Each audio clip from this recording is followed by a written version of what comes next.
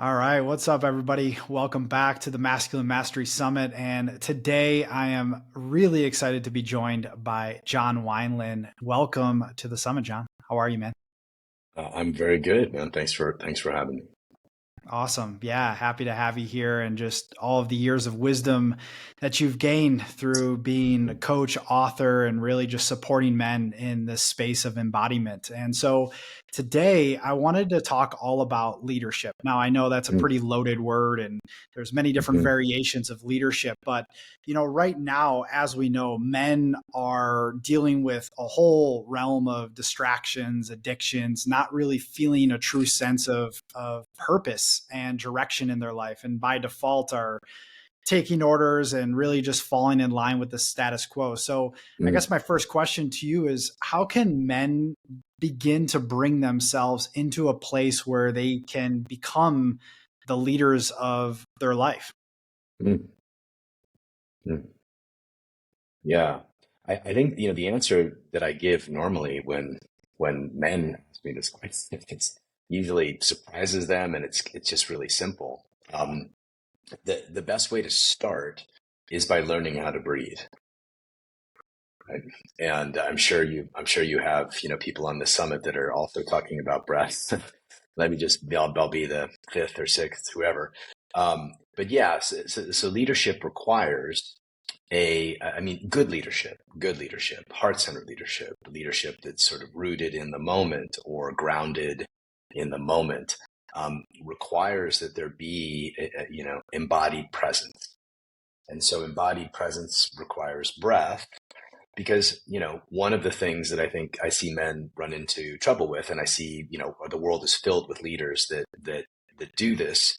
Um, they're driven by patterns, patriarchal patterns of thousands and thousands and thousands of years, right? Which usually include dominating, usually include winning, usually include some form of habitual, uh, old forms of masculinity, right? Let's call it. And so changing that requires that we move from sort of a strategic mind of winning and dominating and accumulating and owning, right?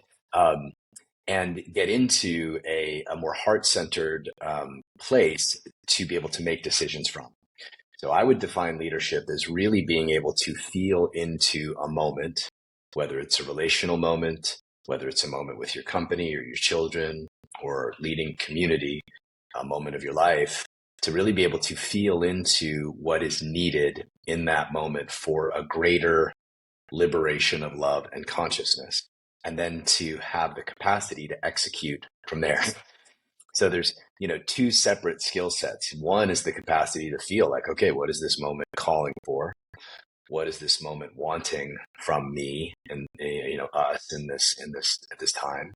And then the second set of skills is how do I execute with presence and direction and clarity and integrity moving forward?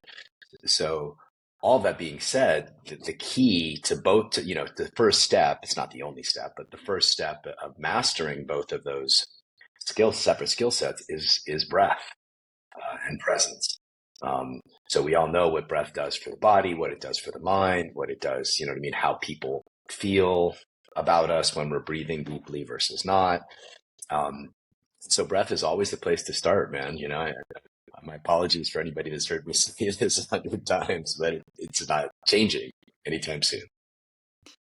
Well, I'm actually really excited as a breath worker, as somebody that owns a breathwork company. I like that for me is like the essence of it all, right? It's the Mhm. foundation. And Yeah. this foundational tool, this foundational practice of consciously and intentionally breathing is often overlooked, right? So just bringing that to the forefront from the start, I love that. So Mm. thank you for mentioning that. And I didn't know you were, that you owned a breathwork company, man. But so yep. there you go. A big fan already. Yeah. Yeah, I appreciate that, John, and yeah, no, thank you for mentioning that. And so, okay, starting there, and I always like practicality and groundedness because for Hmm. me, it's everything. We can speak in the mind, but just really coming into that sense of feeling, which is what you're talking about. And I think, well, I know that you having served and worked with many men, myself as well, what do we see? We see a disconnection in the feeling body. So, Yeah. becoming heart centered. And let's break that down for a moment, actually. Your definition of what it means to be a heart centered man, a heart centered leader. What are some of the core pillars or qualities around that for Mm, you? mm. Yeah, well, I love that you said the feeling body, right? Because our capacity to understand what the environment is wanting from us is a byproduct of how turned on our feeling body is. And so movement and breath are the keys to turning on our feeling body just to be more sensitive in sex, in relational dynamics, in all this stuff. So to get to your question about heart centered, um, what it means to be heart centered, I would first start with grounded, because the capacity to ground your, let's say from the navel down, right? Just the capacity to plug into the earth, the transmission, the electromagnetic transmission, the depth, the hum of the earth is actually a heart activation practice. So if we, just to make it super practical, right? If whoever's watching this, if you just take 3 really deep breaths into your pelvic bowl, which, the pelvic bowl sits below the navel and the seat of, martial arts power, masculine power. And if you breathe into that pelvic bowl and imagine it touching the earth on the inhale, your whole nervous system, you do that for 30 seconds, a minute, it doesn't take long. Your whole nervous system resets, and your heart cannot open while your nervous system is in a fight or flight state. It's like, I'm going to die. It's really hard for your heart to open when you're in that fight or flight state, which we are multiple times a day, most of us, right? Especially those of us in relationships. So, so, so learning the capacity to ground actually allow and reset the nervous system allows the heart space, gives the heart the space, actually gives it the signal to relax. And then when you do that, you can, actually feel your heart soften. I like to tell people to actually feel the weight, feel the muscles of the heart, actually feel the heart, and bring your awareness from the thought down into the heart, and breathe and ground. And I think you're, 70% there to having an activated heart. Now, of course, there's more things you can do. You can, you can literally pound on your heart, but the activating your heart is a literal yogic, meditative, practice. Mm.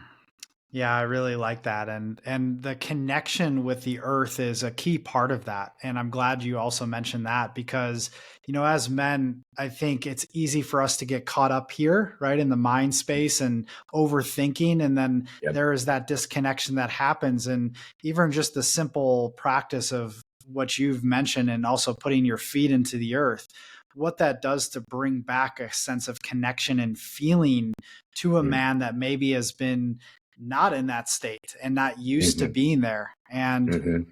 I guess to take it one step further, you've created this connection, you're doing this practice, you're feeling into the heart space. How does that then translate into your everyday life and the way that you lead yourself and the way that Mm-hmm. you lead your family, your Mm-hmm. community, and the people around you? Yeah. Yeah. So once you've kind of made that a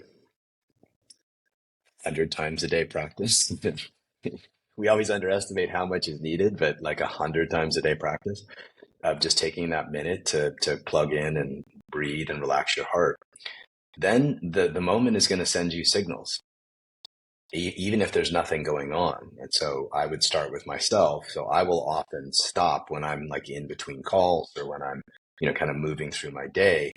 I will often stop and just wait for something to appear that feels really, that feels like it's connected to the state of receptivity I've just created in my body. Right.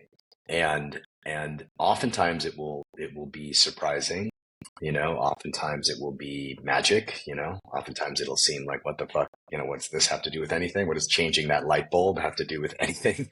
Right.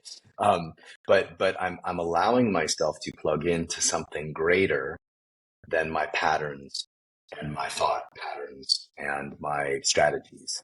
Now, that doesn't mean strategies aren't, we can discuss some strategies that I love, but that doesn't mean that they're not useful, but in order to be in the embodied wisdom of the moment, it requires us to slow down, to plug into the moment in that way. And then a good question to ask, I'll ask myself is, okay, what's the next right thing? What's the next right thing? And, usually it's really clear, right? So I think often, what'll happen is what's the next right thing will appear, or sometimes when I'm in that space, and let's say I'm thinking about my relationship, or I was thinking about my family, or something to do with in my business, I would actually extend my feeling body. I'm not, my people work all over the world. You know what I mean? Like, we don't work in an office, as you know. And so I would extend my feeling body out into the space of my business. And I would actually I'd feel the people who work for me. I'd feel the groups, for example, that I run. And I would just wait, like, what's the next right thing? What's the next? Is it a question I need to ask them on Circle? Is it a practice I need to bring? Is it somebody I need to call out? Is that, what is the next right thing becomes a whole new set of possibilities when you're not just thinking the next right thing, which a lot of us do. Sometimes you do, but oftentimes there's some refinement or some new material there. And then executing it, and then just getting right to it, send the email, make the call, do the practice, and then kind of stop and ask again, okay, what's the next right thing? And usually over the course of a day, there's only a handful of really important things to complete and execute properly. And when we stop and not get overwhelmed by trying to dump them all on a list, and check them off, but we actually address them one by one in the present moment, it's a lot more relaxed state of leadership, let's say.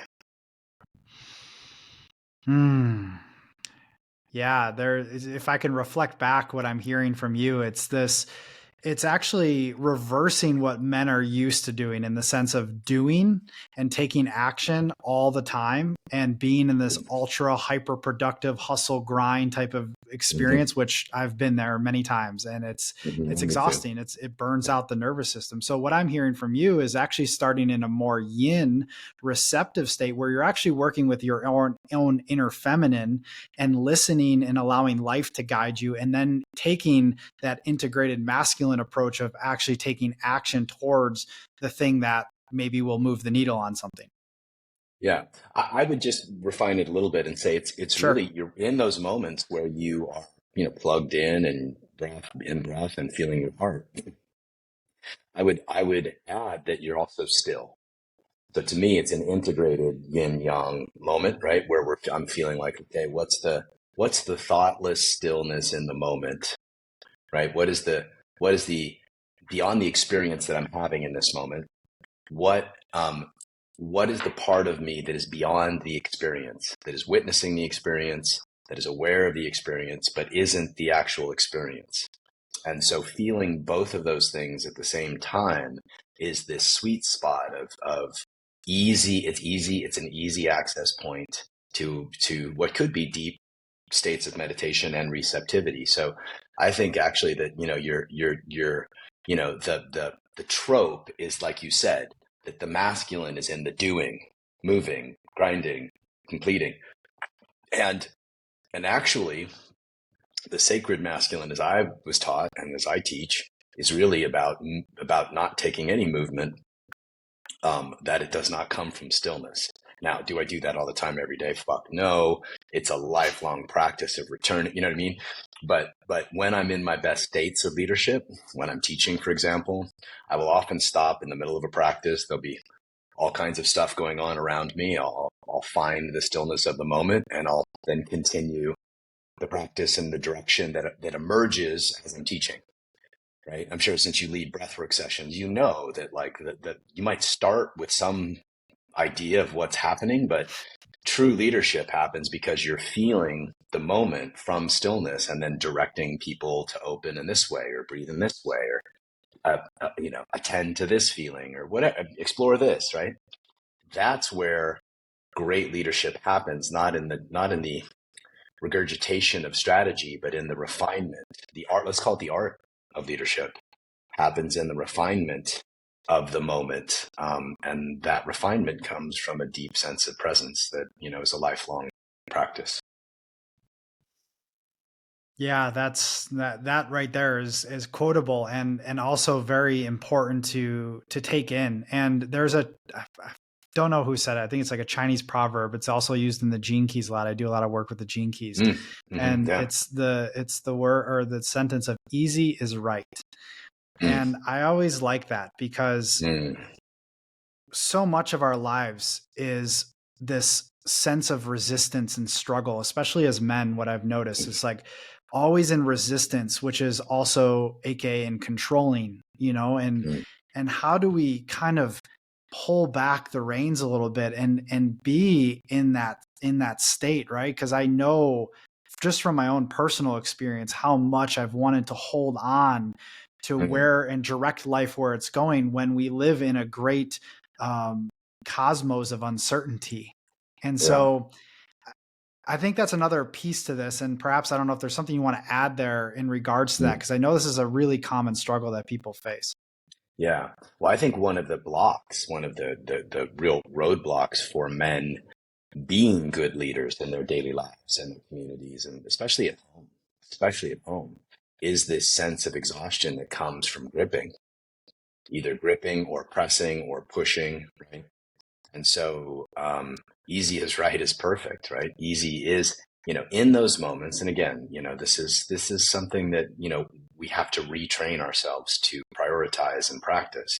But when you are in the state of easy is right, your voice is slower, your breath is deeper, you're actually feeling down into the earth.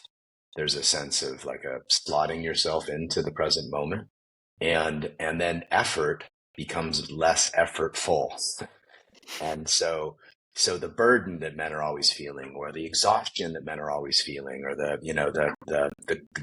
grind that I see men feeling all the time starts to loosen. It starts to, you can, if you're a great martial artist, you'll be taught, not that I am, but I've had some really good teachers. You'd be taught that to throw a punch from a relaxed state. You'd be taught to feel where your opponents feel the slightest twitch of your opponent's muscle and then react from a relaxed state. The wisdom is all there, right? The wisdom is all there. It's just we're now rediscovering it and incorporating it into this modern world. And this is what I love about, your generation, man. You're probably about 20 years younger than me. And I'm so grateful that y'all are, prioritizing these skill sets and these practices and these principles for the battle ahead, because likely there will be one. So leaders are needed, man. Leaders are needed. So thank you for your work. Yeah, thank you for sharing all of that, and like I said, all of the work you've done and the wisdom you've gained along the experience. And of course, it's a constant evolution. We're all learning. Like Yeah, I'm only 36, right? And I feel like I have so much ahead, and yet there's so much right now in this moment that just having this conversation alone that I'm really taking in for my own personal life and hopefully, the people listening to this. So we've talked about groundedness, we've talked about presence. What are some of these other components here? So we've been really diving into the feeling state. That's really crucial and the number mm, one step. So mm, like we've gone through this and we're continuing to practice this. What's sort of these next stages of leadership as we move into a more, authentic mm, and mm. embodied state? Yeah.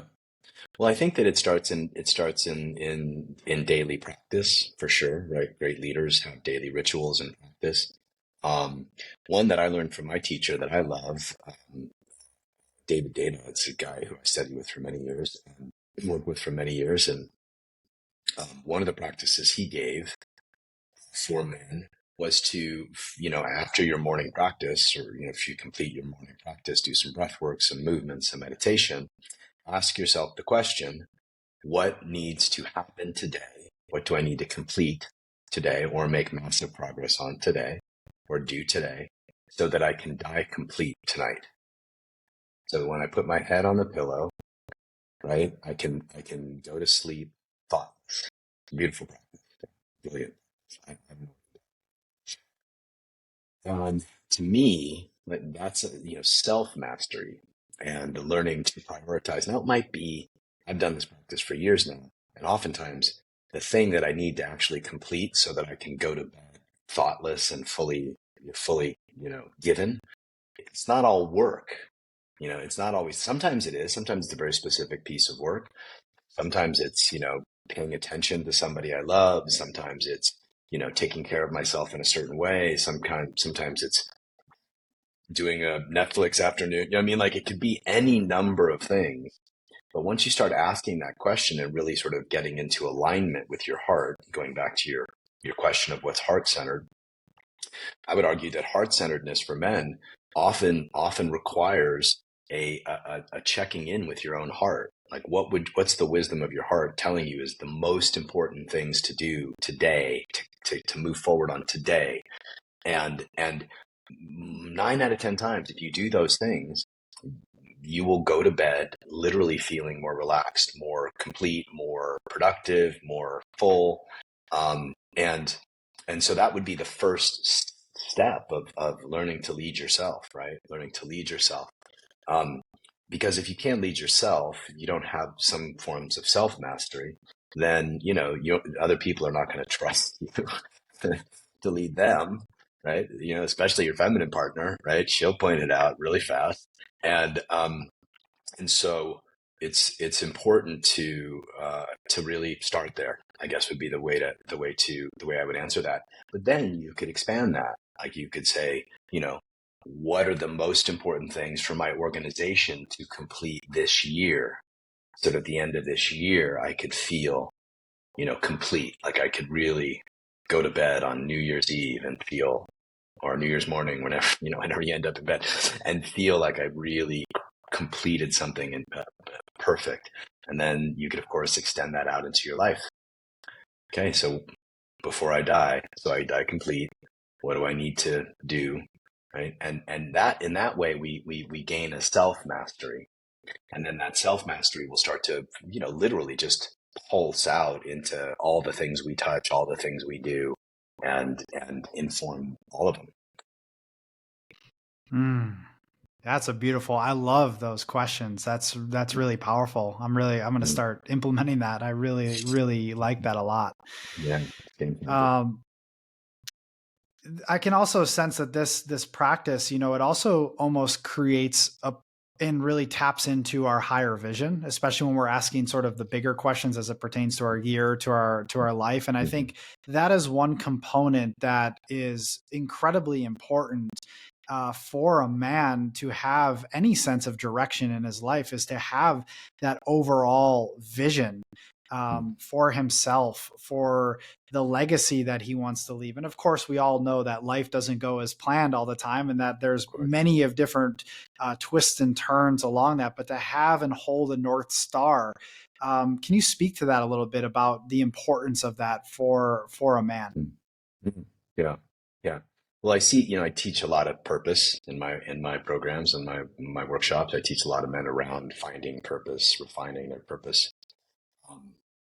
And what I have found is that no matter where a man is in his life, this concept of what do I know?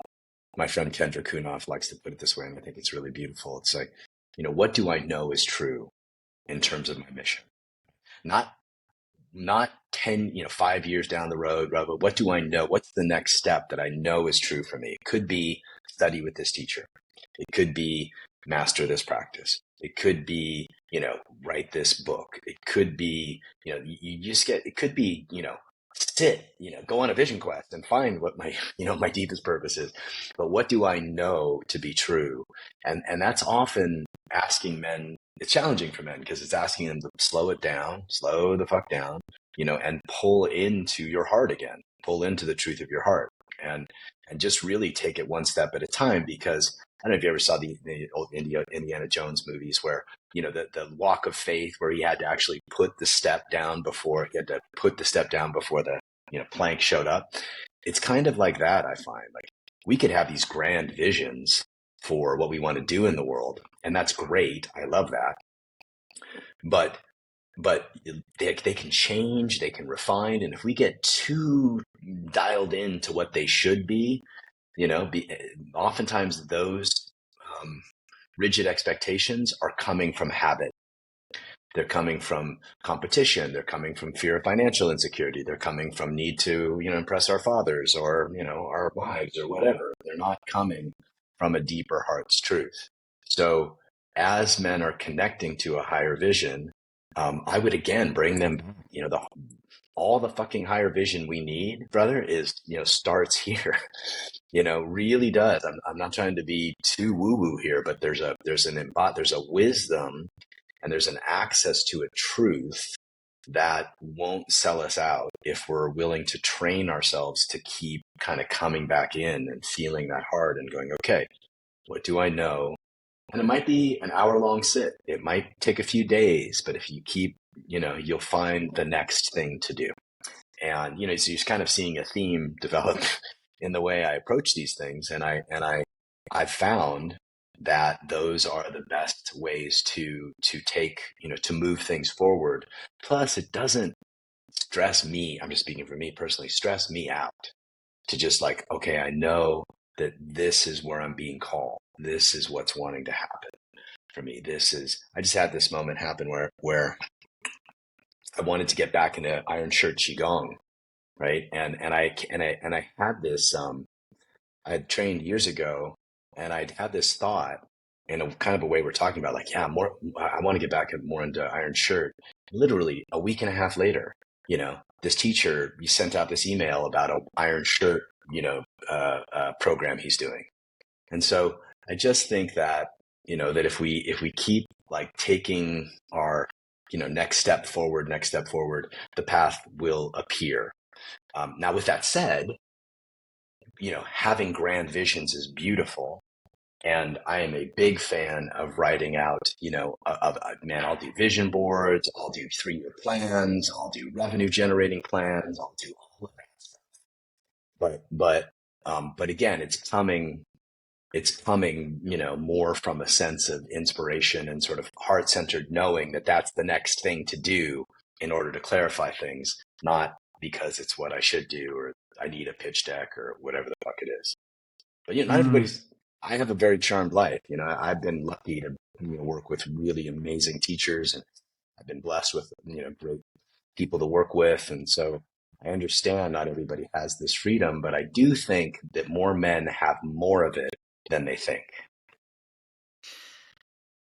Yes to everything you said there. And the key point of what I've extracted from that is this idea around, well, one, it's the central theme of what it means to live from the heart and to be and just continue to open yourself to life. Mm-hmm. And when we're living with presence, when we're living with intention, when we're living in service to something greater, and this is a question I like to ask myself every day as well, is like, how can I be of the greatest service today? It's knowing that I'm serving something beyond myself. And that could be as simple as somebody walking down the street and they fall and I need to help them up and pick up their groceries, or whatever, like something really small and simple. That could be me being of service today. But like just that question, I've found, at least through my own experience, allows life to kind of come in and show me. And again, then I'm not having to live up here and to have to dictate every single move, but rather I'm in a receptivity and an openness to what needs to come through. So I love what you shared there. There was a lot there. Yeah. Well, I think that we're just trained, men are trained to strategize, to plan, to program, to really think things through. And I think there's a ton of value. But really, if we're really honest, the amount of thinking that we need to do is maybe 5-10% of the time. Really, right? Like the amount of like planning and executing, and even if you take all of that time that we're planning and executing, it's still a small proportion of the thinking that we do.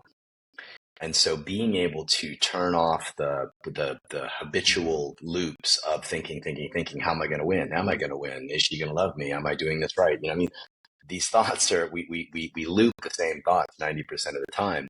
And so part of great leadership, just to get to your topic again, is learning to turn that, the monkey mind you'll hear spoken, the monkey mind or the looping habitual mind off, and transition it into a feeling sensitivity.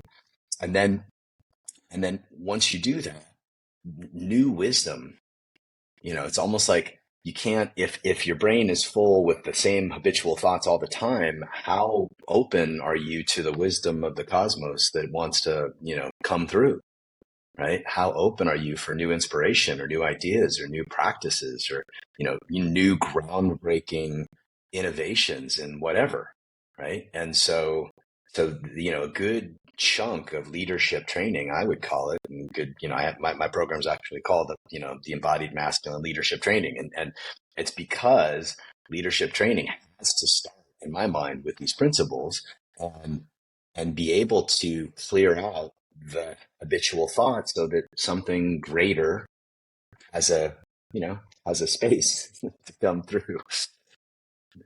Yeah, and there it's like the intuitive sense, you know, and something that I find really beautiful, and you know, being a part of many different men's spaces, men's groups, facilitating as well as participating, is when a man can open or to come into his feeling sense, you begin to see this, and what I've witnessed, this flow happening between men that is actually really intuitive, that can Mm-hmm. begin to transpire when men are kind of open in this way. And like you said, receive the higher wisdom that's moving through them without having to Mm-hmm. think about what they need to do, without having to think about what they need to say. But it's more of just this natural ebb and flow. And I think this is when we're connected with both the principles and energies of the masculine and feminine within us.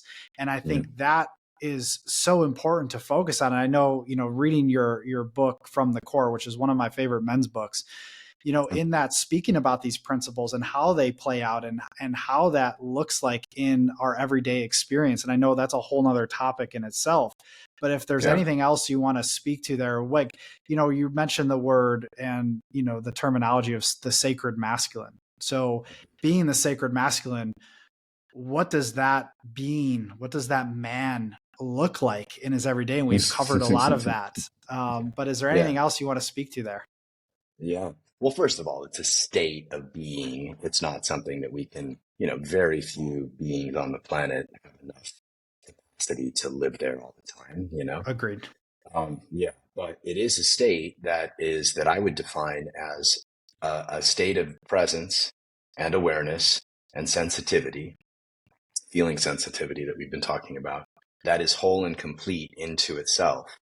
And so needs nothing from the moment, yet is open to what the moment wants to bring, right? So it's more like we become facilitators of the moment rather than, you know, dominating the moment. We become facilitators of what wants to emerge through the moment.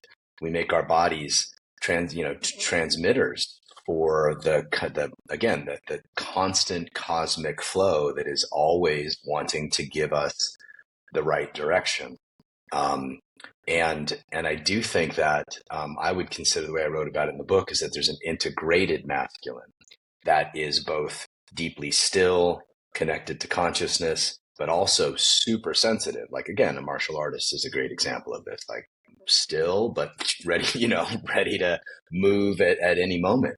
And so I think the martial arts, the yogic arts, the meditative arts, are really beautiful ways for men to just start to attune their bodies more to the kinds of things we're talking about, because they're probably going, well, how the fuck do we do this? But that's a great way to start. And yeah, and then I think it just becomes a matter of like getting out of our own fucking way, you know, letting God, goddess, you know, the spirit of the universe have some space in our day and in our body, and new possibilities emerge from there that, you know, that we might have totally missed because we Beautifully were said. executing our plan, you know? That's it, man. Yeah. Yeah. Yeah. Oh yeah, this is good. Very very nourishing conversation. So I guess just to bring things full circle and to sort of look at the trajectory moving forward. Right now, we understand that we are in some very interesting times. You know, the shadow of the world is being exposed. Things are Mm. coming to the surface, and old structures and paradigms are inevitably collapsing and will Yeah. continue to collapse. And so Yeah. with this, the fall of this paradigm, there's an opportunity here that I see, and what we've touched on a little bit is that the new paradigm being born. And what does that look like if you were Mm. to forecast this new paradigm being born, and what is a man's role in this new paradigm? What does that look like for us moving forward? Yeah. Yeah. Well, I mean, I wrote a whole book, addressing that very question, right? Because I agree. I think that the paradigm of dominate, control, accumulate, like the way that men, especially in the last couple thousand years, have, literally imposed their will on the world, right? On the feminine, the world, the feminine. Um, it is starting to fade away. It's still, there's um, still a lot of that going on in many masculine circles. However, change happens at the margin, and what I see, in communities like I'm in and you're in, and the people who come to work with me, is that there is a greater sense of wanting to liberate. And so, the new paradigm, is starting to shift from winning and dominating to liberating into love and freedom and consciousness. Right? And that could look as simple as, giving your child space to have a tantrum so that she can fully express her truth. It could mean, literally, punching your best friend in the chest and telling him to wake the fuck up, so you can liberate him from a delusion. It could mean, creating a program, writing a book, or doing a summit, right? That I'm sure part of your goal for this is to liberate people, right? To teach people breath work that liberates their consciousness from being stuck and bound, and so this new paradigm of masculinity, I think, is much more grounded in liberation into love, liberation into flow, liberation into depth, both masculine and feminine, liberation into the deeper stillness, and also a deeper sense of full expression for us and others. So yeah, I think, that's the paradigm I'm wanting to, fight for the rest of my life, and, do my best to live, lots of, mistakes and failings in my own life too, but these are practices of failure and recommitment. And a lot of the things that we're talking about today, a lot of the stuff you teach, a lot of stuff I teach, it's counterintuitive for men to start, a journey of leadership by slowing down and really learning to lead themselves moment by moment. It's counterintuitive. And so, they want to do a Tony Robbins workshop and, get the strategy for moving, and, and nothing wrong with Tony Robbins, like, but that sort of, um, doing mentality, conquering mentality, moving forward, um, is starting to exhaust men to the point of numbness, addiction, mental illness, all of the things. And so hopefully this paradigm will start to take some shapes because brothers need it.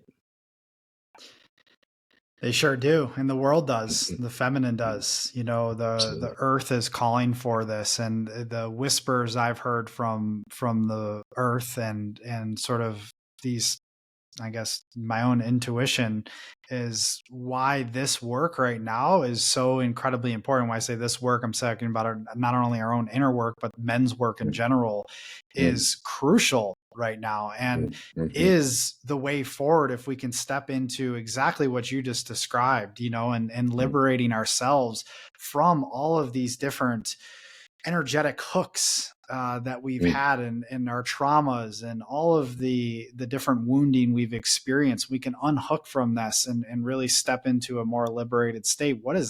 I mean, that in itself, like, I want to be alive for the world, transforming into this beautiful way in which men are leading from their hearts and really speaking from a place of truth. So Yeah. thank Yeah. you for everything you're doing to further that Thank you. movement. I know you've been a huge inspiration of mine, so I really appreciate that. And I guess just to leave it here, is there any last words of wisdom that you would like to provide for people listening to Mm, this interview? mm. Yeah. Other than where I started, which is, make learning breath a priority. Um, Imagine what would happen if we learned, in our childhood, the importance of breath and the importance of what it does to the nervous system, what it does to the heart and the brain, the body. And so I would say make breath a priority. I'm going to keep, I'm sure you're down with that one. I think the one this I would give to anybody watching this who wants to take this on is to go sit for an hour and do nothing and just allow things to fall away. No social media, no phone, maybe a notebook in case you have like some thoughts, but don't write a to-do list. Like wait and do nothing until an inspiration comes that feels like a truth or something that you're some impulse that feels really important. And just spend that hour to start to practice what we've been talking about, slow everything down, let everything go. It's not a meditation. You don't have to do breath work. You just got to let go and sit and just allow life to give you what she wants to give you. So that would be my parting practice for the man watching this. I love that. You're not going to hear that often from people. And that's Yeah. why I really like that, because it's not the strategy and all these things that maybe our mind wants, but this Mm, is the true practice. And I can attest to mm, this. I remember mm. talking to my brother, Darren Silver, and he was speaking about, just what you're saying, these nature sits, even sitting outside, observing the Oh, trees, mhm, observing everything that's happening around you, and just that practice of observation of just being and doing nothing in nature, mm, that mm, alone is a game changer and can shift mhm. so much. So thank you for bringing that to the table. Yeah, yeah. Well, one other thing I would say is that we didn't talk about this, but that nourishment, like what you just described in being in nature, nourishment is so crucial for men. Like, social media is not nourishment. You know what I mean? Going out and having some drinks is not nourishment. Sometimes medicine journeys can be very nourishing, but nourishment um, is required for leadership. And so many men are malnourished. And so a lot of the things, including the practice I just gave and the one you were talking about with Darren, those nourish you. They literally reset your dopamine, which then resets your testosterone, which then gives you what you need to move forward in the world and do the next important thing. So nourishment, I guess, would be the last piece of wisdom I would offer your men. I love that, and that, like you said, just that last piece. And I would just want to make this and put some emphasis on this point. That nourishment piece then leads into a place of which you can execute and to strategize and do all the things. But it starts in that space versus Mm-hmm. from the doing standpoint. It's in the being Yeah. that then leads into the doing, just to kind of bring that full circle. So thank you. Mm. Yeah. You're welcome. You're welcome. So where can people find your work? Where's the best place to access your work and all of everything you have going on? Mm. Anything you want to Mm. talk about, you got coming up, whatever, the floor is yours. Yeah. Yeah. Thank you. JohnWineland.com. Pretty easy. Um, and I have my yearly men's group. We do a 6-month men's group. We're going to start enrollment in late September. It's one of my favorite, 6-month programs. So that's beautiful for anybody who wants to dive deeper into my work. And then I also do this. I have this repository of content and practices. It's called the Virtual Workshop. And so anybody that just wants to kind of come in and sample some of the practices I'm talking about, get a little content from my workshops, because we've amassed a ton of practices and content. So the virtual workshop, John Wineland streaming is easy to get to and very easy to come in and gorge if you like. Beautiful. That's awesome. Yeah, I encourage all men to go check out your work and even your books. Like they're really really instrumental. So I'm gonna put a list Mm. of all of that so people can access it very easily. Links, all of that. So thank you, Yeah, man. John. Really appreciate your time, brother. Yeah. Thank you, Christopher. It's been a great conversation. Thanks, man.